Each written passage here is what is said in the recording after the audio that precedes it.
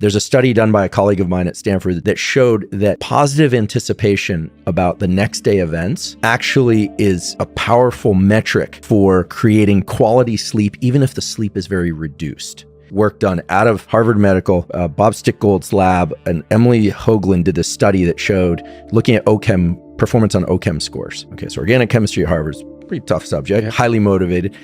A number of very good control groups in this study. What she showed was that consistency of total sleep duration was far more important for performance on these exams than total sleep duration itself. So it's not that just getting more sleep allows you to perform better. Consistently getting about the same amount of sleep is better for performance, at least on OChem, than just getting more. You could very well do better on 6 than on 8. There are a few other things that turn out to be strong parameters for success in this domain. For instance, your entire life, waking or asleep, is broken up into these 90-minute ultradian cycles. If you look at ability to attend or do math problems or do anything, drive, performance tends to ramp up slowly within a 90-minute cycle, peak, and then come down at the end of that 90-minute cycle. And in sleep, we go through these stage 1, 2, 3, 4, REM, etc. Ending your sleep after a 90-minute cycle, near the end of a 90-minute cycle, say at the end of 6 hours, in many cases is better for you than sleeping an additional hour, 7 hours, and waking up in the middle of an ultradian cycle. And there are a few apps that can measure this based on body movements and things like that have your alarm go off at the end of an ultradian cycle. If you wake up in the middle of an ultradian cycle, sometimes, not always, you can be very groggy for a long period of time. I certainly do better on 6 hours than I do on 7.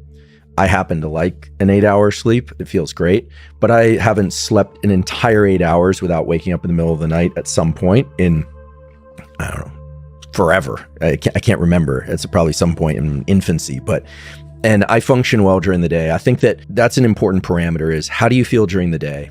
Almost everybody experiences some sort of dip in energy in the late afternoon, or what would correlate to their temperature peak.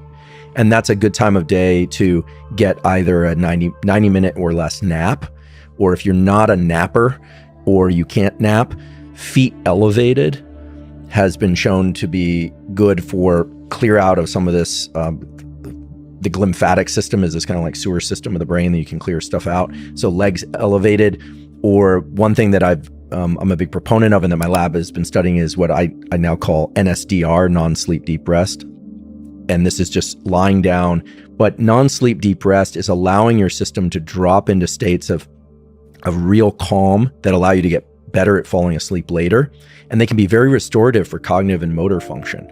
There's at least one study out of Denmark that shows that the basal ganglia, which is an area of the brain that's involved in motor planning and action, one of these 20-minute non-sleep deep rest protocols resets levels of neuromodulators like dopamine in the basal ganglia to the same levels that they were right after a long night's sleep.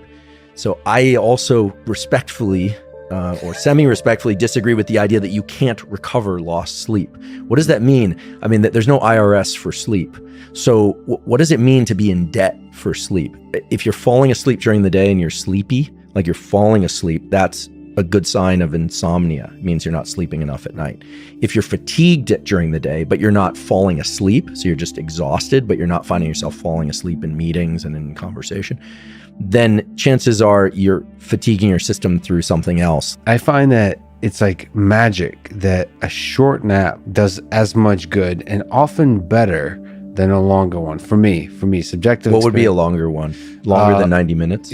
No, like 90 minutes or a bit longer than 90 minutes, like 2 hours. Yeah, that's starting to drop you into REM sleep. And even if it's a tiny amount of REM sleep, people can come out of those naps kind of disoriented. Right. I mean, remember, in sleep, space and time are totally uncoupled. And so that's an odd state to re-enter the world in if you're not going to stay there for a while, like for a good night's sleep. I think a 20-minute nap is pretty fantastic. Would you say that's if you were to recommend to the general, it's very weird to recommend anything to the general populace because obviously it's very person specific, but what's a good one where you say to friends? Is 20 minutes? 20 or 30 minutes because unless you're sleep deprived, you're going to stay out of REM sleep, rapid eye movement sleep. If you're sleep deprived, you'll drop right into it. If you've ever traveled and you're really jet lagged, you go to the hotel, you lay down for 1 second, all of a sudden you're just like, you're in a psychedelic dream, which can be pretty great too.